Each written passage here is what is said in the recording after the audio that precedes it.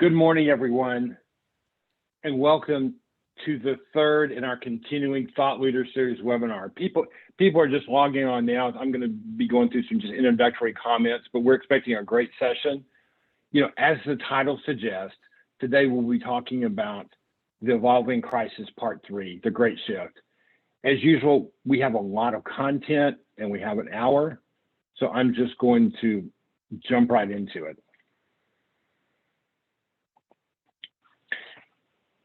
We're in the midst of one of the most tectonic shifts in human history. And not surprisingly, unless you're 80 years old, you've never seen such a time of wide spectrum intensity with such a high degree of instability. Everywhere you look are signs of upheaval and turbulence. Everything feels tumultuous everywhere you look. But despite what seems like chaos and disorder, it's not. All this has happened before, and while these times are not unprecedented in our history, they are unprecedented for you. We have spent a lot of time in these past 2 webinars talking about a historical megacycle that is largely unseen, and which creates the extreme turbulence that we're experiencing. And we're going to dig deeper into the historical cycle today.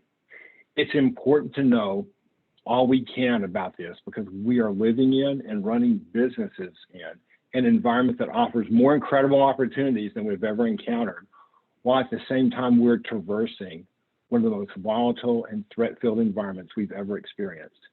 And there's not a coherent playbook that helps us navigate through this extremely volatile environment.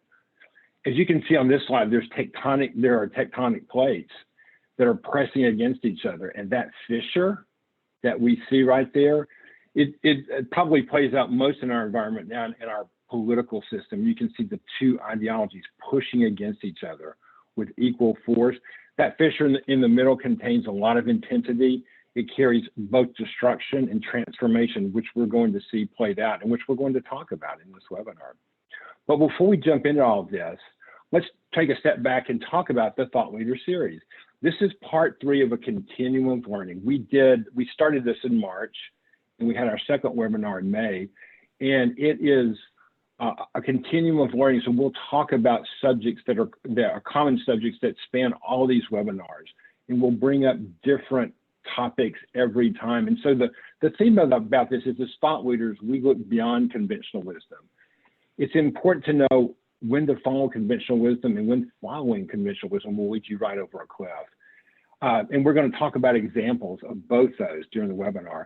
And also, this is very important, establishing contextual awareness of the environment in which we operate. We're in the midst of a huge shift in context, a huge shift in seasons, and it's important to be aware of what's going on. It's not really chaos and disorder. The cycles of history will show us how we got here, where we are now, and what's coming next. And the goal of this, when I first launched this, was just to establish, via these webinars, but also through group chats and social media groups, a place where thought leaders can come together to discuss ideas on these tectonic changes that are reshaping our society. With that, let's just do our introductions. My name is Ashford Chancelor. I'm the practice manager for the North Texas region of vcfo. I've got 30 plus years as a CFO, and I've covered the triad of accounting. I've worked in Big 4 accounting, for-profit accounting, and nonprofit accounting. In the for-profit side, I've worked in technology, real estate, energy, education, a plethora of industries. On the nonprofit side, I've worked for 3 scientific research organizations in DC while I was there.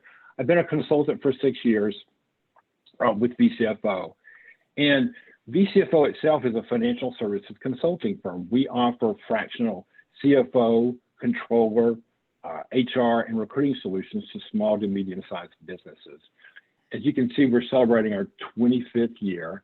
And in that time, we have served over 5,000 clients, all the way from startups to companies with over 100 million in revenue.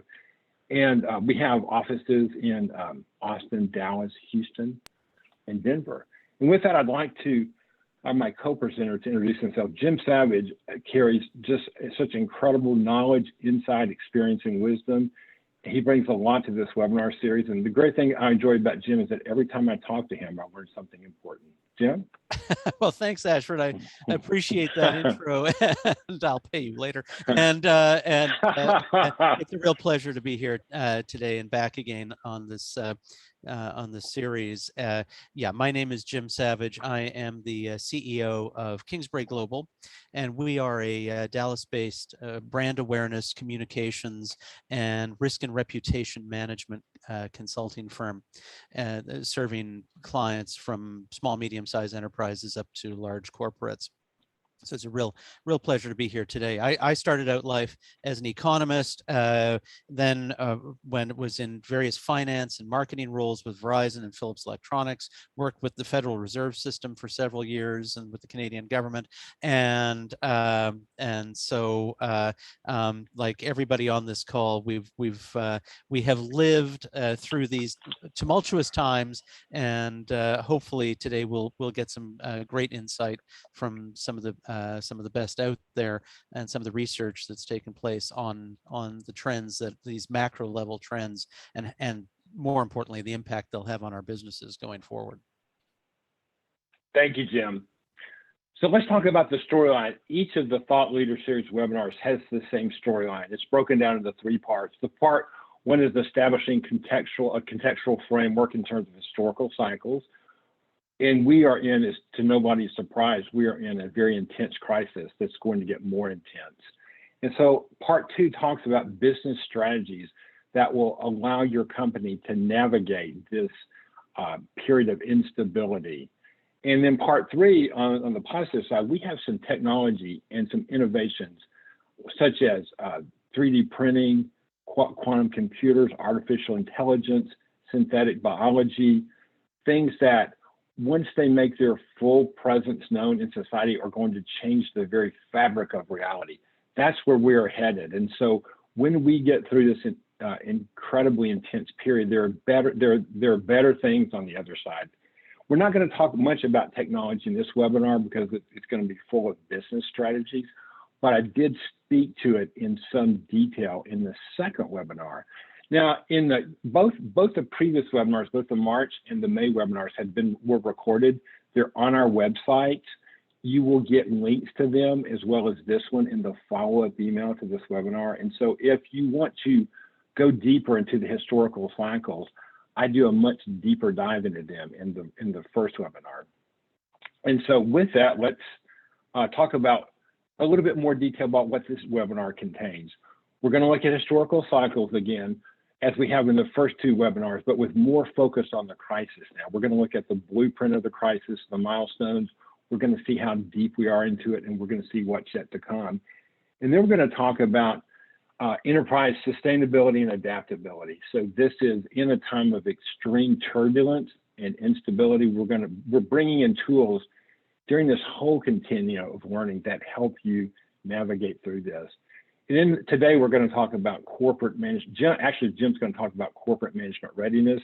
I'm going to talk about a little bit of financial resilience, a little bit about scenario planning. We're going to go more into depth in that in the fourth webinar coming up in November, and we're going to talk about risk.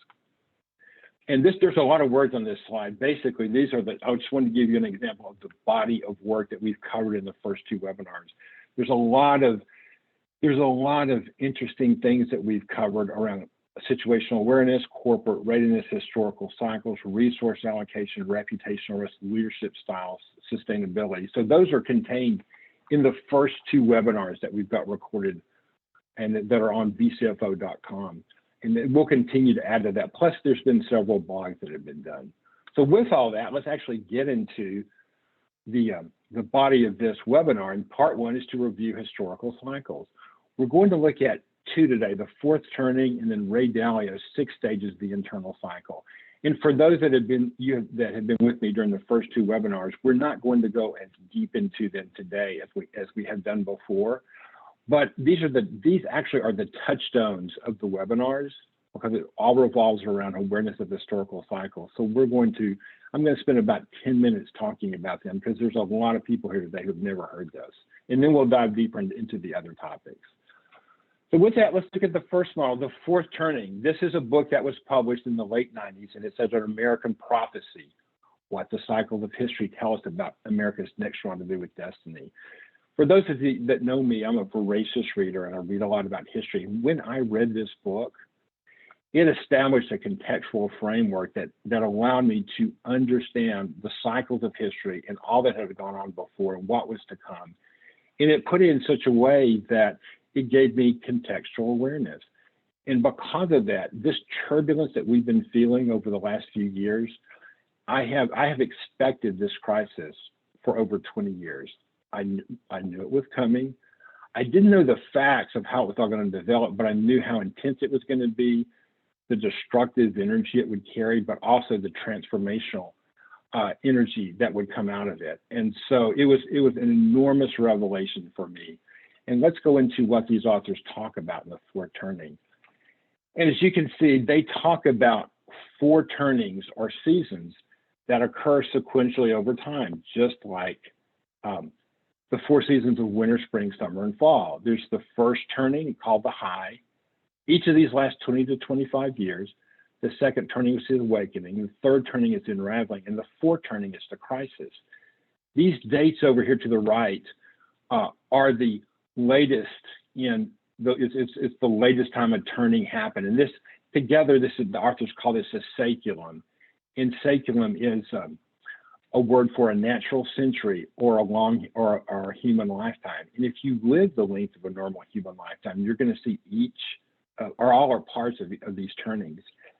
And the focus of this is that we have really, most of us have really grown up and started our businesses and gotten our societal framework from the unraveling. But we have moved into a whole new season, the crisis, which calls for new tools, new ways to look at things, new ways to operate. And we're going to talk about that later. But the authors take this saeculum, which is the procession of the turnings, and they take it all the way back to when the United States were colonies. And they show you how each of these turnings play out sequentially time after time with enormous clarity. And this is all about pattern recognition at its simplest form, recognizing patterns. And to show you the intensity of what we're facing, the last three crises before this were the American Revolution, the Civil War, and then the twin crises of Great Depression and World War II. The authors say that this current crisis started in 2009 with the financial downturn, and it's, obviously we're still in it. So let's look at, as I said before, each of these turnings has its own feeling. Winter has a different feeling from summer. Fall has a different feeling from spring. And so I'm going to take you through these very quickly. And I'm going to talk, you can see here we've got the turnings, the first, second, third, and fourth, and the latest ones, the time period of the latest one. And I'm going to talk to you about the politics and institutions in the turnings, a little bit about culture, a little bit about the economy, what the economy does in turnings, and then finish up with technology. But if you look at this, and let's go down to the first one, and it's important to remember, just as we have these seasons, these turnings that repeat themselves over and over again, there's also a pendulum. Nature is built on a pendulum. Pendulums go back and forth, and they swing between extremes. And so to know where you are on the pendulum and where it's going and when it's going to turn back is invaluable knowledge. And you're going to see that in this next section. And if you look at this, we're going to talk about politics and institutions. And if we look at the high, which is we're just emerging from an awful global financial crisis that enveloped the whole world that then spilled over into the most destructive world war or war that had ever happened back to back. And we were emerging from that. And one of the attributes in politics is that the nation reunites with a greater common purpose at the crisis. And governments and institutions are more trusted by the people. And I remember my grandmother talking glowingly about Franklin Delano Roosevelt as he and his administration carried us through those twin crises. There was a great deal of respect. There was a great deal of trust built up over time as we came together for a common purpose, and the government institutions worked for us to carry us through the crises. But now we're going to see the pendulum start to swing. You think about the second, the awakening in the 60s. So this is where the children of the greatest generation spilled into the colleges And they look back on their elders and they say, we don't like your moral values. We don't like you don't like the culture. We don't like the way you look at things. And the colleges at that time were full of sex, drugs, and rock and roll, which were anathema to that previous generation. And the watchwords were make love, not war, and never trust anyone over 30. There was a great deal of social turbulence as that new generation came in. And you can see here in the political part of it, it says institutions start to come under attack. Distrust against authority institutions is seeded. And where that came in was, during the 60s, during the Vietnam War, over time, some of the people began to sense that the government was lying to them about the war. And when the Pentagon Papers were published in 1971, then that suspicion was true. And that was followed very quickly by Watergate, which fractured the presidency. And so that trust between that bond, that covenant between the government and its people began to fracture. And then it rolls into the unraveling. And once again, I say this is where most of us grew up, came into young adulthood, we began our work careers here. We've learned the cultures, the traditions, the framework of that season. And one of the things that happens in every unraveling, and previous to this one, which started in the Reagan administration and then ended with the financial crisis, over the financial meltdown, which kicked off the crisis. One of the two unravelings right before this one were the Roaring 20s, and also before that was the decade before the Civil War. This particular unraveling has attributes of both of those, and I'm going to talk about that in a second. But a common theme: our institutions are weak and distrusted, and political polarity crests. We have warring ideological camps. And so that is one of the things that entered into the political discussion in beginning, especially in the 80s, is that government is too big, government is too inefficient, government spends too much, government is too intrusive in our lives. And so that pendulum now is starting to swing, in the other direction. That government now is not working for us, it's working against us. And so the trust and the disconnect continues to be seated, and that gap starts to widen. The political polarity, again, during an unraveling, we all devolve into ideological silos, and we yell at each other. And the ability of the government, there's no consensus to be had. And so the ability of the government to address pressing national problems, as it did during the crisis, grinds to a halt. And this unraveling bears a lot of similarities in this respect to the period right before the Civil War, when the nation was dealing with slavery, and that both sides tried compromise, they tried discussion, they tried legislation. None of it worked. And just like those two tectonic fissures you saw on that first slide, they pressed against each other so hard, and that fissure got so hot that it erupted into the Civil War. And so one of the things that we need to look at during this time is the fact that this crisis now has not yet gotten to the level of intensity that it will. And so we need to, if this model holds up, all models degrade over time, and this is not a Newtonian version of the universe. This will absolutely happen, but it's happened enough with such rapidity that we need to watch out for it in case it does. And so then we move into the crises, which we are now. And this is where institutions are discredited at the onset, which they are, but regain credibility and power, an era when America's institutional life is torn down and rebuilt from the ground up. And so we have not yet, we're still in the tearing down process. We haven't rebuilt from the ground up yet, but that's coming as this crisis deepens. And so I'm just going to talk a little bit about culture, but you can see that during a high, remember like in the 50s, in the concerns and the agenda of the majority dominates the focus of the national discourse. So think about the 50s. It was the white males that determined what society was focusing on from a culture standpoint. But once again, that pendulum, once it swung all the way to one direction, it starts to it starts to swing back. And in the unraveling, concerns of minority groups dominates the focus of national discourse. And we've experienced that during the 90s. You know, in every expression has its season, and that's what the pendulum is as it swings back and forth. And what happens during a crisis, as the culture wars reach their peak and then are dissolved by the intensity of the crisis. And we'll talk more about that when we look at the blueprint of the actual crisis that's coming up. And then just one section of the economy.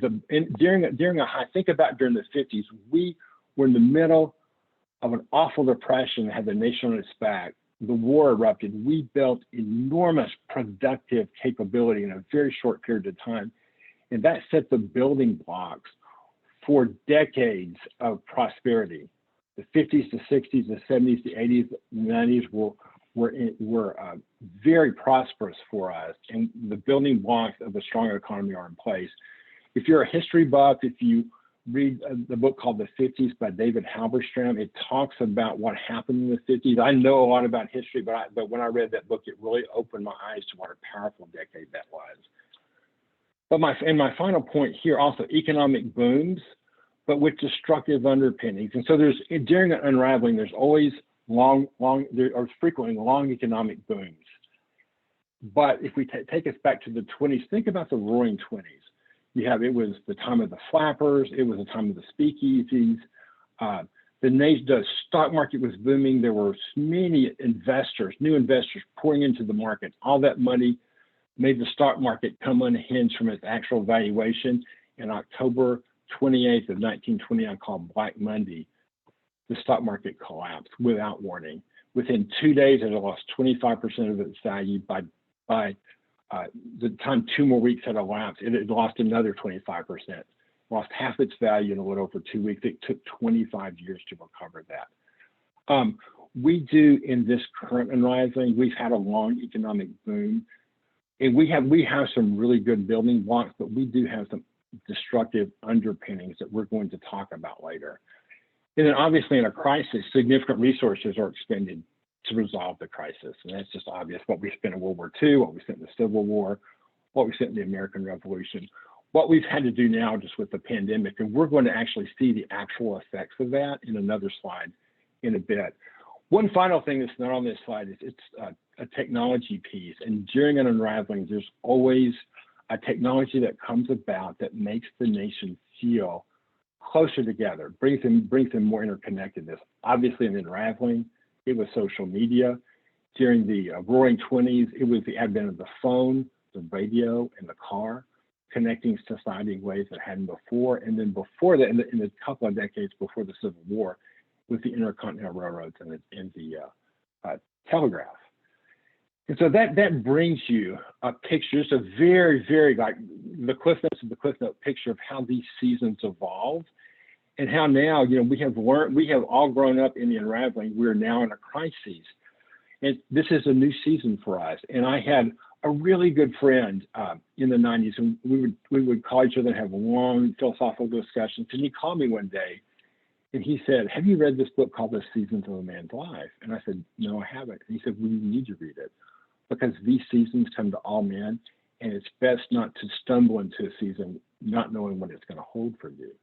That same principle is here. It's better not to stumble into a crisis, trying to make sense of it from an unraveling perspective, which is where we all grew up in. So this is part of what we've been talking about in the first 2 webinars, is bringing a contextual awareness of what's going on. Now, once this crisis finishes, we're going to go back to a high, and that's going to look different, and it's going to be a whole different season. So the purpose of this is helping to make people aware of this, giving them the tools to navigate through this. So by the time when we get to the high and the economy becomes stronger, we still have companies that we can participate in what's coming. So with that, and this we haven't talked about this before. This is called the signatures of the early stage crisis. And after this, I'm going to talk about the milestones and the blueprints. But you can see here, I want to really pay attention to the first one: the frequency, intensity, and duration of systemic shocks. We're in a time, because it's a crisis period, when the probability of big systemic shocks is greater than ever before. We just went through one with the pandemic. here in Texas, in February, we had the polar vortex dip down, and the temperatures got so cold and it lasted so long that on the Monday, which I think is the third day of the freeze, the Electric Reliability Council of Texas, which is charged with maintaining the power grid, started turning off power as quickly as they could to all non-essential homes and businesses, because they said that with the demand on the system was so great that it would have failed. Had they not done that, it would have failed within minutes. There was minutes or maybe a few hours of failing. Had the energy grid gone down, it would have taken weeks or months to restore. A lot of you, I don't know how many attending the seminar actually, or here in Texas during that time, was very intense. There was the mayor of a suburb of Dallas had been so cold for so long, he was thinking about chopping up his furniture as fuel for the fire. It was so cold. If that had continued for weeks or months, not only would it have had a big impact on life here in Texas, but for Texas to be off the power grid for that long would have had a huge impact on the nation. Would have had a huge impact on the nation. There'll be more to come. There'll be more systemic shocks to come because we're in the season for that. So you need to prepare your businesses and your personal lives for a time of extreme instability. And just a quick, the last 2 points are things I've covered. We're in a time where everything is being torn down, but the purpose is to rebuild it. Everything needs to be refreshed from time to time. It's very intense. It's very unpleasant. This is the way, the natural cycle. And then this last one, I can't emphasize enough, the societal constructs and business framework that have guided us for our entire adult lives are undergoing massive and systemic transformational change. There are people that catch on to that faster than others, and there are people that resist that. And we're going to talk more about the dynamics of that later in the webinar and how that affects your corporate management team. So with that, let's actually talk about the stages of the crisis. And the first stage is the crisis, which terminates the mood of the unraveling and unleashes the crisis. So an example of that would be what I just talked about, Black Monday in 1921, when the stock market crashed without warning. So we go from the roaring 20s to the awful deprivation of the Great Depression. If you've ever watched any documentaries that talk about how that impacted people, it's horrific. And another catalyst that triggered the Civil War was Abraham Lincoln's election. He got elected. South Carolina immediately seceded. We had the incident at Fort Sumner, and then the South followed shortly after that. The catalyst for this crisis is, the authors say, was the financial collapse of 2008 ignited this crisis. And one of the interesting things in this bullet point here, sparks ignite and intensify a heightened sense of conflict. So what happened before, in the unraveling before this, a spark that really ignited and heightened, had a heightened sense of conflict when Pearl Harbor was bombed. That ignited World War II, brought that into crush in World War II. In the Civil War, it was, this gets kind of in the deep history stuff, it was probably John Brown's raid on the ferry that ignited that. And before that, in the American Revolution, it was the Battle of Bunker Hill in Concord, where the colonies in England went from just struggling with each other to outright conflict. A spark in this particular crisis was probably the election of 2016, which unveiled a chasm in our politics that the depth of it was previously probably not well known. And so with that, that's where we are in the crisis. What happens next? One of the things when I first started talking about this before the first webinar, someone asked me, when does this end? And the answer to this is, I don't know. But I do know that it's going to be more intense before it gets better. And this next slide shows this. I'm sorry, the next bullet point shows it. The climax, during a climax, there's always one climax that happens before the crisis ends. We're not there yet. It was obviously, it was when World War II was ignited, that was the climax that brought that long crisis to an end. The Civil War, when that broke out, that was the climax that brought that to an end. And so we have not reached that level of intensity yet. What happens during a climax is that the level of intensity and conflict gets so high that it becomes unsustainable. The North and the South exhausted each other. The colonies and England exhausted each other. You know, we gradually wore down the Germans. We have not yet hit that stage, but we will. But what happens there? And remember when we talked about the crisis and how then we roll into the high, which is the first stage, and we roll into a heightened state of unity. Then the crisis will be so intense that our political differences or how we view the world will become less important as we work together to get through the crisis. This is the hardest for people to see right now. There's no way that most of, even for me, can see how the two sides in the political world will ever reconcile. But if these models play out, and there's a lot of historical precedents, that's exactly what's going to happen. Eventually, we will start growing together in a new definition of community. And when we come together, it's not going to be like a kumbaya moment. We're not all going to just love each other and feel wonderful, but it will be with a greater sense of purpose. We'll have fun differences. And then there's a resolution. There will be a conclusion that brings all this to an end. And that's when it will be.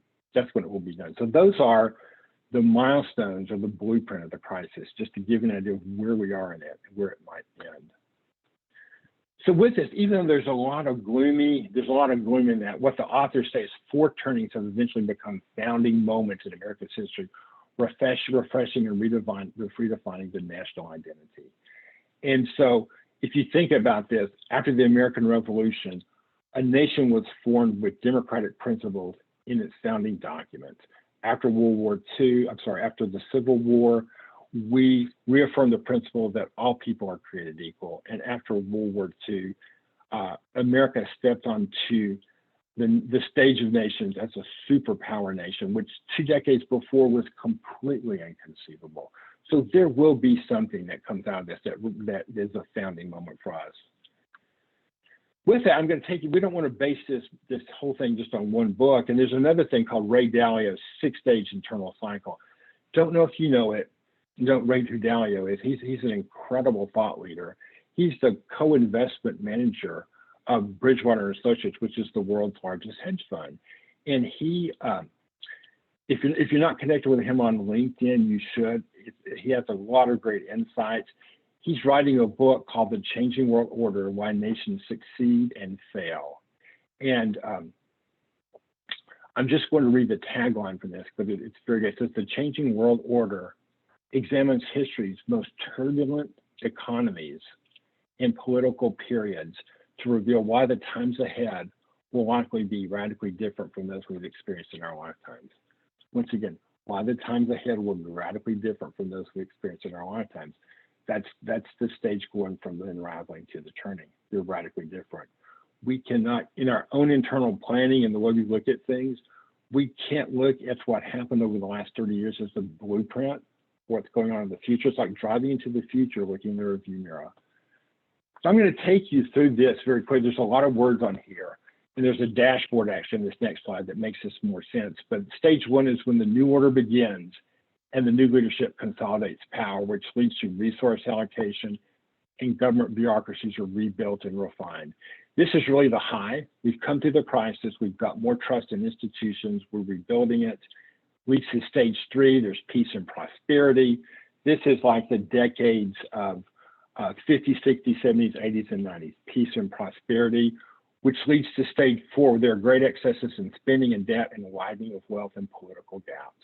I think we're there now. You can easily see that. This is more like the unraveling, and then stage 5 and 6 is more like the crisis, where there are very bad financial conditions and intense conflicts, leads to civil wars, revolutions, which then leads back to the high. Now, I'm not saying here with stage 6, and there's going to be a civil war, a revolution in the United States. That's not how this is. We're not going to replicate that. And for my personal opinion, it's going to be a combination of factors. We've got weather disruptions. We've got cybersecurity. We've got all sorts of different. We've got instability in the political system. There's lots of things going on. This crisis will not be a replay of that, but it will hold some of the attributes. So with that, let's go to the dashboard. These are the 6 stages that we just talked about. There's 15 different attributes on this vertical axis, and things like gaps in wealth, technology innovation, internal conflict. You can see in the first 3 stages, for the most part, everything is green, and then in 4 it starts to change. And this is kind of my opinion. We're kind of in the ending of stage 4, beginning of stage 5. Remember, stage 5 is where there is excess spending, there's disparities in wealth, and then in stage 5 and 6, everything is flashing red. That's the crisis stage, and it revolves back to this.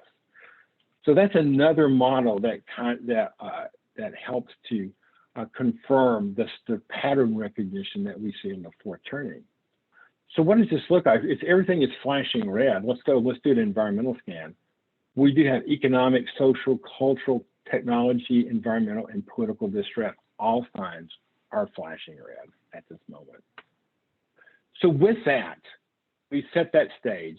Let's go into the business strategies. And we're just going to cover 2 or 3 in this webinar. We cover 2 or 3. Each webinar holds different business strategies to help you navigate through this new season. We're going to do an environmental risk identification under situational assessment. We're going to talk about the corporate management expertise, making sure that you have the right management team composition for this season. The management team, the skills and expertise that got you here may not be the ones you need to carry through this season. We'll talk a little bit about financial preparedness. Liquidity in this time is critical. Jim's going to talk about risk, and then in strategic readiness scenario planning, that is a big area that we're going to cover mostly in the 4th webinar. We're going to mention it here. It's very imperative in your strategic planning process that you do scenario planning, because in the time of uncertainty, we just don't know what's going to happen. So with that, let's go through the situational assessment. Once again, you saw this slide before.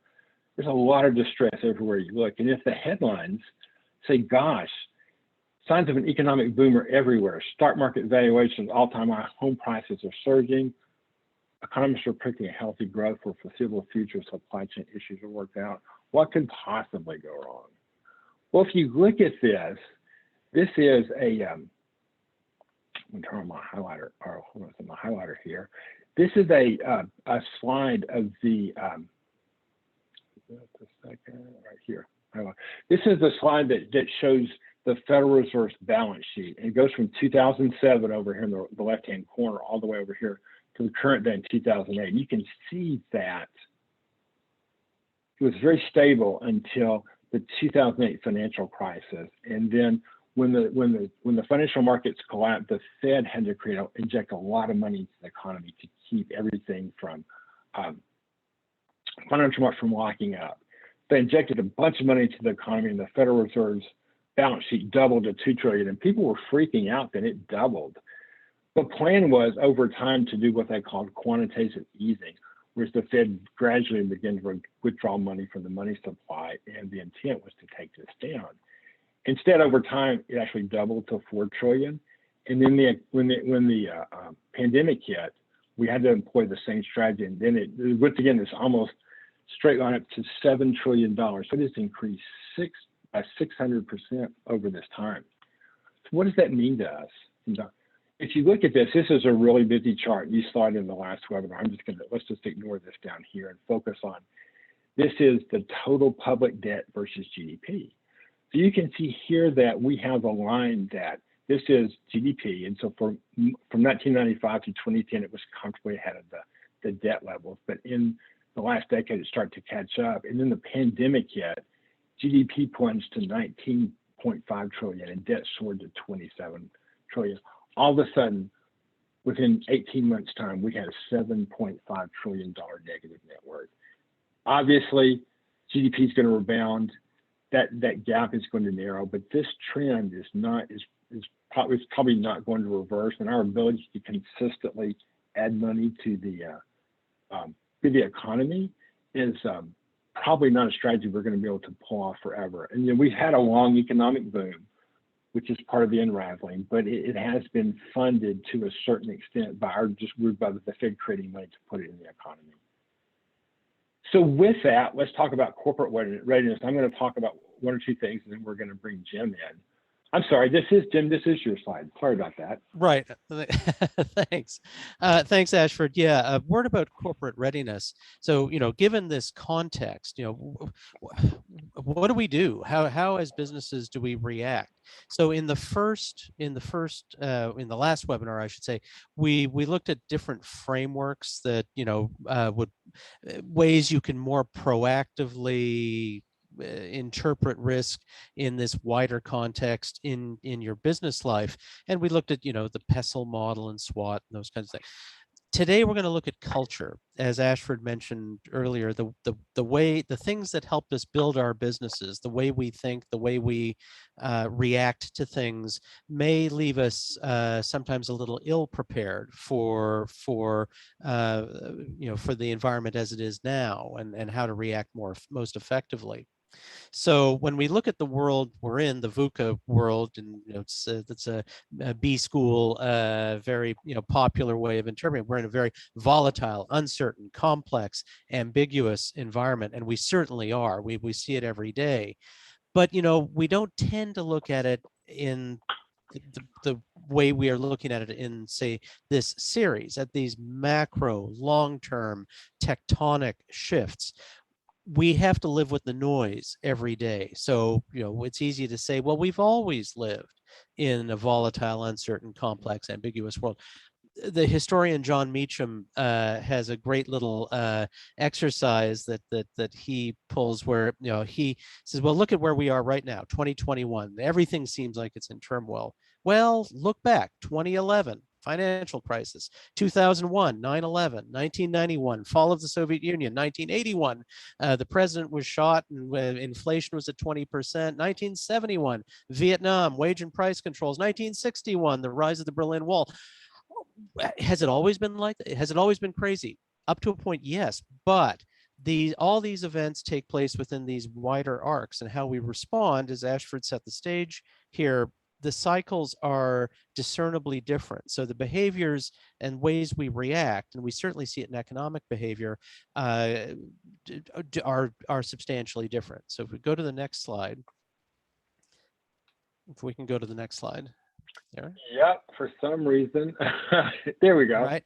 And let's just let's get all the meat on the grill here. The way we behave as business people, is the way we behave as people. And this is partly behavioral economics, it's partly human psychology, it's partly how we react to an uncertain environment at any given time. If you run a business, you live with uncertainty. Well, there are different ways of dealing with it. Ideally, in a perfect world, we talked about this in the last webinar, we'll get into actual tools and processes in the next webinar. We want to aim for that layer one, visionaries scanning the environment for threats and opportunities. We are out there, we're aware, we're risk aware, we're aware of our corporate reputations, we're aware of how our business is seen in the world, our purpose, and we're behaving accordingly. More likely, we're living in layers 2 and 3, where at best we have a vague understanding. Those of you watching this today are at least interested in these issues and want to be able to interpret risk more readily. The third layer, though, is where most of, and you'll have to forgive my head of security in the background here barking away. The layer 3 is where most of us really live, where as we all experience with COVID and the winter vortex and all that, we react. There is a risk that too many of us move into layers 4 and 5. Ashford talked about the national period of crisis in the 1850s, where there was great, a kind of a chasm of worldview, if you will, between people who denied reality, people who interpreted reality in ways that involved, conspiracy or innate adversarial behavior, or just lived in denial. that a crisis was emerging. This is, you know, we've seen some of this around the pandemic response. One example that I was just reading about this morning, in fact, if you looked at this is in last week's Economist, in Bulgaria, in Eastern Europe. The vaccines are readily available, but the vaccine level is only at 15%. The level of misinformation, belief in conspiracies, mistrust, a collapse of trust in all institutions means that even self-preservation is an area of ambivalence and ambiguity. So this has an impact, a societal impact, which obviously has a business impact. Would you invest in Bulgaria right now? If you're a Bulgarian company, what do you do? And this is these things do have an impact on how we interpret things. So if we go to the next slide,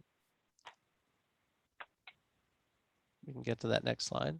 Sorry about that, Jim. Yeah, no worries. My part decided to stop working for some reason. Yeah, the issue that often hits us in a business context is we really don't want to be thinking about these bigger things. We have a business to run, and from a cultural standpoint, how we built our successful businesses, especially small, medium-sized businesses, is through a combination of just get it done, determination, optimism. I mean, we've got to believe in our own success, because otherwise it won't happen, ultimately.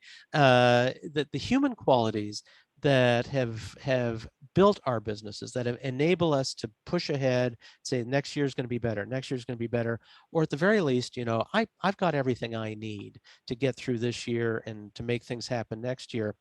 That can lead us to move forward in a blinkered and siloed approach that essentially can mean that we're wandering into a minefield without even being aware of it. If you run a business over a long period of time, there is a tendency to see the world as we want to see it, and not as it actually is.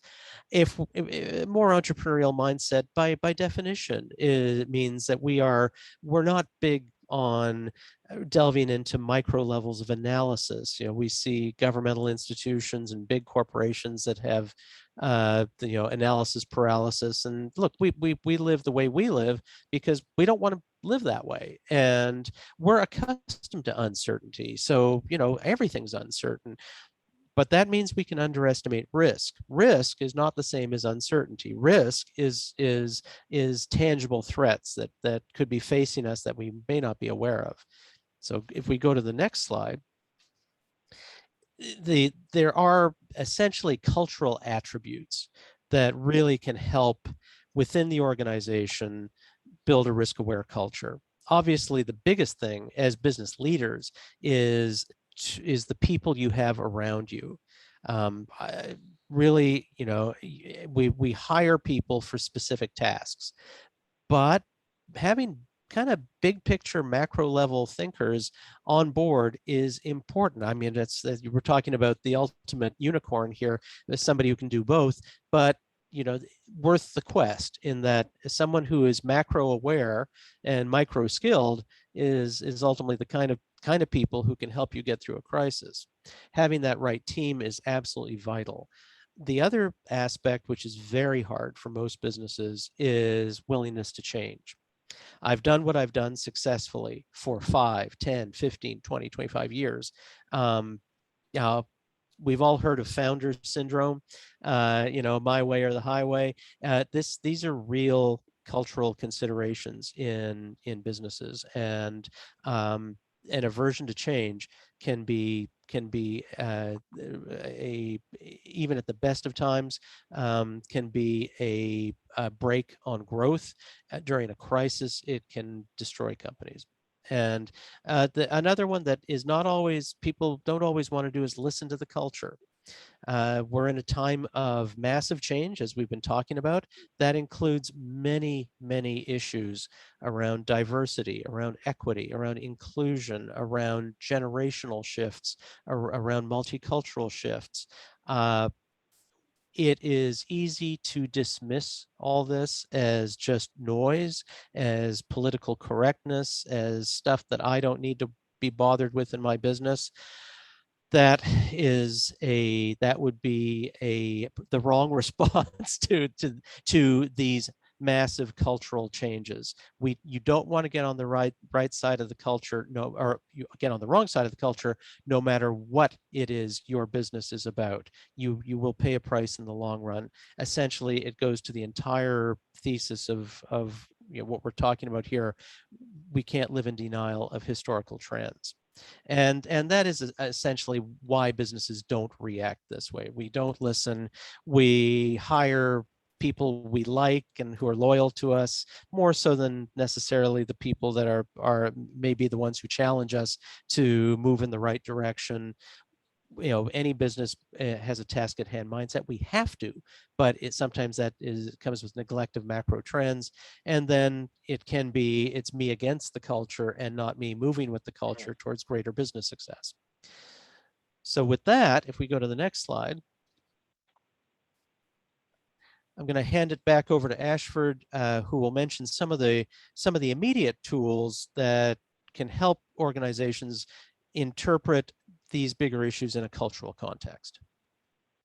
Thank you, Jim. Yes, and one of the things I'd like to refer back to that slide you mentioned about the different layers and why it's important to know how your team works. So if you remember back in layer one, those are the people that are out there scanning the environment for risk, and they're bringing back to you what's out there. And I'd like to tell you the story about when my mom died and we were packing up our childhood home. I went into the attic and I found a trunk that hadn't been opened in 40 years. And when I opened it, I found my grandfather's cavalry manual. He's a cavalry man in World War I, back when they rode horses. And the cavalry goes in front of whatever unit of the army they're with and to the sides, and they see what's out there and they bring back to the unit commanders, here's the environment in front of you. The enemy is here. He's not here. There's a geographical obstruction over here. They give you what's in front of you. In a time and an environment of heightened risk, those layer ones are really important that you listen to them now. Earlier in the 70s, 80s, 90s, it maybe wasn't as important to listen to those guys because the environment wasn't as volatile as it is today. Today, it's not that way. It's not that way. And I'm going to bring you two examples. One is a recent one. Everybody remembers 2 months ago when the Champlain Towers in Miami collapsed. And it was a situation where they had plenty of warning. They had engineering reports that identified that the concrete supports in their garage were degrading rapidly and they were in danger of collapse. One of the things that happens is in an environment where you have layer ones bringing back the risk to the management team, I've seen time and time again where the layer threes and below will just kill it. We don't see it, we don't buy it, we don't see the threat. And then something like Champlain Towers hits and you have a massive collapse. So in this day and time, it's very important that you listen to those people out there. And these are people that are naturally wired to do it. It's not their job to, and this whole webinar is an example of layer ones bringing back the threats to the environment to everybody else. So here's what we see. This whole webinar today is an example of that. So how can you know how your management team is wired? We've got 4 examples up here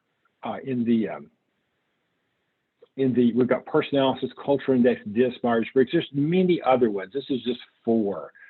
And this can help you identify how your management team fits together. One of the things in that slide where we looked at the 5 layers, at the very bottom it said, not every voice in your management team should have the same weight right now.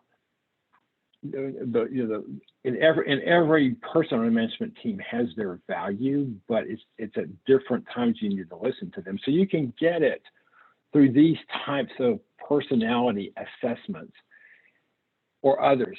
There are some people that gravitate naturally to this. The reason I've got personalities up here, which is the least known of the ones that I've used that for 30 years. I use it in a a company called Young Presidents Organization. It was a membership organization whose membership was comprised of almost 10,000 CEOs. We had to have a high-performing team. That's the most demanding customer base on the planet. And we had, so we used personalities throughout that. So I knew of my 17-member team, I knew who thrived under stress, who crumbled under stress. I knew who were good firefighters, who were good stabilizers, and even better, I knew how they interacted together.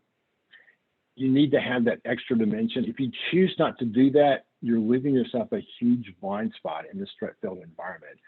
And before I leave this slide, you can see at the very bottom, it's a new book by Michael Lewis called The Premonition, a Pandemic Story by Michael Lewis.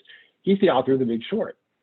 And The Big Short was a book about the 2008 financial meltdown. And in it, he talked about 4 different institutions who stood outside the conventional wisdom, who saw the run up in the housing market, the dramatic increase in home prices, and they knew that that was unsustainable. At some point, it was going to collapse. They stood outside the conventional wisdom. Rather than rushing in to make a lot of money like most people are doing, they designed financial strategies that enable them to profit from the collapse rather than be destroyed by the collapse. The premonition is, again, the story by the same author, is a story about a group of doctors called the Wolverines that were working inside the federal government, and they knew that the pandemic was coming, and they tried to get, they were the layer ones, they tried to get the attention of the people inside the government that mattered so we could start mobilizing faster, and no one listened. The layer 3s and below killed it. Those are really 2 great examples of what we're facing and the impact of not having the right skills and listening to the right people on your management team. So we're winding down here. We've got about 5 minutes. I want to talk a little bit about financial readiness. And you know, we talked about the enterprise sustainability. And what we've been taught to do as finance professionals over time, the American financial ethos is we've got to grow perpetual growth year over year. We've got to grow revenue 40% year over year. We've got to grow EBITDA 15% year over year. And to do that, we've got to take our profit and invest in increasing manufacturing, building our sales force, more innovation, more people. But what that has done over time, we saw in the pandemic that companies had a tremendous lack of liquidity to weather through a crisis. To weather through, because we're investing our time and our money in future growth. There was a podcast I listened to during the first part of the pandemic where they had a restaurant owner in DC who owned 3 restaurants. And he was able to pay his entire staff for 14 weeks without, when his restaurants were shut down. The podcast owner was asking him how he did that. He said, we knew at some point in time there would be something like this. We built up reserves over time. We took less money out of the company so we'd have liquidity on the balance sheet to weather a crisis. So in terms of enterprise sustainability, we all get tied up in that, in building up EBITDA, building the EBITDA J curve. So when the private equity groups come and do diligence, we've got a high valuation for our company. But if you don't have the liquidity to last your crisis on your balance sheet, then that EBITDA J curve that you built will be worthless because there may not be a company going forward. And so there's a couple of dashboards here I put together. I covered them in the last webinar. We don't really have time to go into much detail on them, but they just, in your balance sheet, you've got to know your liquidity index. You've got to know if you've got enough, if the degree of liquidity in your assets matches up with the time to maturity for your liabilities. In this situation, this is a dashboard, a visual dashboard that I work with my clients on so a CEO can see very quickly where he is without having to look at a balance sheet and try to interpret everything. This company obviously has lots of liquidity to meet their obligations. This doesn't. You can see it all from there. So that's something I work with my clients with. Your CFO can produce something like this for you. If you want help in how to do this, please reach out to me. When we talked a little bit about scenario planning, but we're winding up here, we're going to bump that to the 4th webinar. And as I say, this is a continuum of learning. over time. So we'll pull things back from prior webinars and discuss them in detail. We'll mention certain things on webinars that we're going to, in the current webinars that we're going to do in future webinars. It's a continuum of learning, not just a discrete webinar. So with that, final thoughts is, obviously we are here to give you context and tools in navigating through all the turmoil and restructuring while positioning your business for success now in the coming season.